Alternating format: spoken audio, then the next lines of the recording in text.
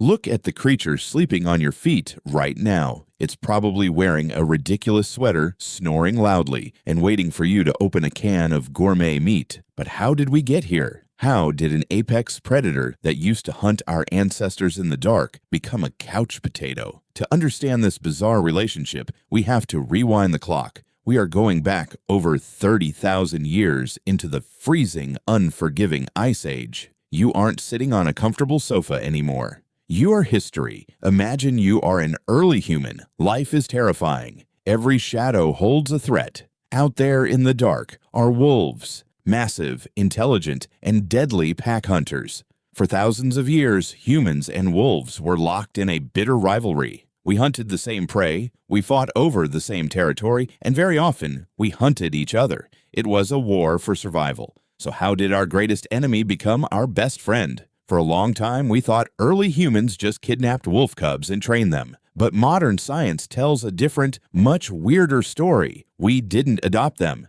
They adopted us. It's called the self-domestication theory. Here is how it happened. Most wolves were highly aggressive and terrified of humans, but human camps were messy. We left half-eaten mammoth bones, scraps of meat, and garbage just outside the light of our campfires. A few weird, less aggressive, and slightly braver wolves realized something amazing. Why risk getting crushed by a woolly rhino in the wild when you can just eat a caveman's garbage? These scavenger wolves started hanging around our camps, and surprisingly, our ancestors let them. Why? Because this garbage-eating habit created an accidental, brilliant alliance. The wolves got free food, and in return, early humans got the ultimate biological alarm system. A wolf's sense of smell and hearing is magnitudes better than ours. When a larger predator, like a saber-toothed cat or a rival human tribe, approached the camp at night in total darkness, the wolves would start barking and growling long before humans could see the threat. Suddenly, sleeping with wild scavengers nearby meant you actually woke up the next morning. As generations passed, the friendliest wolves hung around the camps the most, and they mated with other friendly wolves. Survival of the fittest slowly turned into survival of the friendliest, and as their behavior changed, their bodies began to change in astonishing ways. Their adrenaline levels plummeted, their snouts got shorter, their teeth got smaller, their ears became floppy instead of pointed, and their fur developed patches and spots. They started to look less like wild killers and more like the goofy puppies we know today. In the harsh Ice Age, they didn't just offer protection, they even slept next to our ancestors to keep them warm during freezing nights. But these proto-dogs didn't just change physically. They pulled off the greatest biological hack in mammalian history.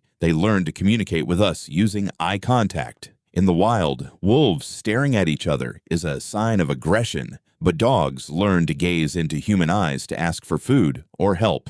When you look directly into a dog's eyes, your human brain releases a massive surge of oxytocin. This is the exact same love hormone that a mother's brain releases when she looks at her newborn baby. And the craziest part? The dog's brain releases oxytocin too. They literally hacked your brain's evolutionary love center. Over thousands of years, dogs even evolved special facial muscles around their eyebrows, muscles that wild wolves do not have, just to give you those sad, expressive puppy dog eyes. They made it biologically impossible for your brain to resist giving them a piece of your dinner. But what about cats? Where do they fit into this timeline? Well, we have to fast forward a bit. About 10,000 to 12,000 years ago, humans went through the agricultural revolution. We stopped wandering, settled down, and started farming. We grew huge fields of wheat and barley, and we stored the surplus grain in massive stone silos. But storing grain brought a massive problem: mice and rats.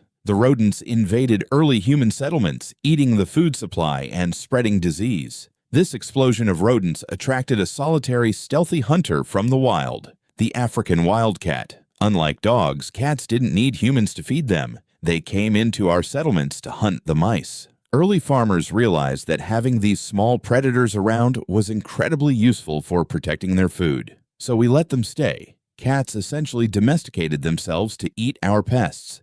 We didn't change their bodies or their brains nearly as much as we did with dogs. That is exactly why, even today, your cat still acts like it owns the place. They never really traded their wild instincts. They just decided your house was a great place to hunt bugs and take naps. So, the next time your dog steals your spot on the couch, or your cat knocks a glass off the table just to watch it break, remember they aren't just pets. They are highly evolved ancient survivors. Your dog is a former apex predator that hacked your brain's love chemicals, and your cat is an ancient pest control agent that decided retirement looked pretty good. They signed a peace treaty with your ancestors thousands of years ago, and we've been picking up their poop ever since. If you want to uncover more weird secrets about human history, behavior, and the science of everyday life, make sure to subscribe tomorrow. See you in the next episode.